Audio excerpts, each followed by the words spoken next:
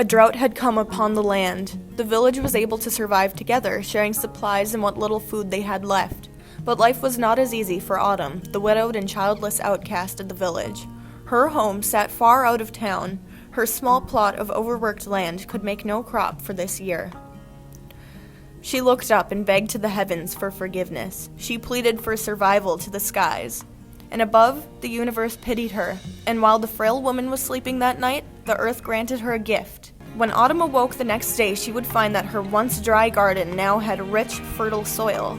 In disbelief, she excitedly planted her small bag of seeds in the healthy dirt, and her crop sprouted eagerly in big, healthy rows behind her as she planted. But on the path out of the village stood the wealthy merchant Snitch. He watched in awe as the woman grew a garden in a matter of minutes. Snitch was certain that devilish and foul magic was at hand.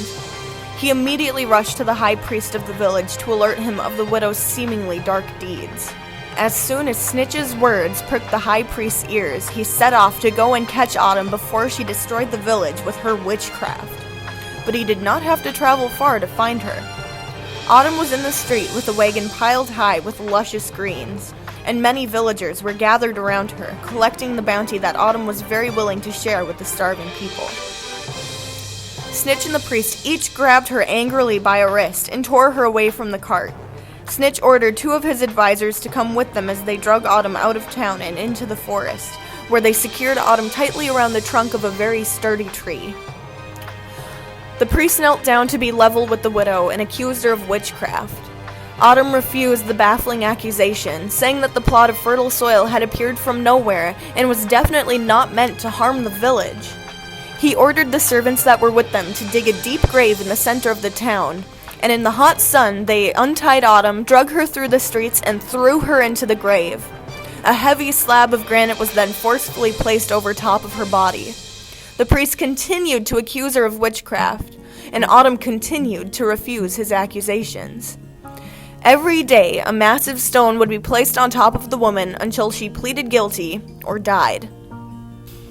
The 7th stone was placed on Autumn on the 7th day of her trials, and under the weight, the bones in her body were crushed, her lungs collapsed, and the last breath of life exited her body.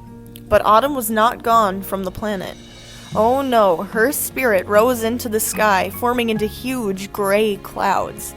Rain poured down from the skies, and the drops that hit the dry leaves of summer turned them vibrant shades of red, orange, and gold, representing the blood that she shed, the heat that shined down on the village, and the wheat that she grew.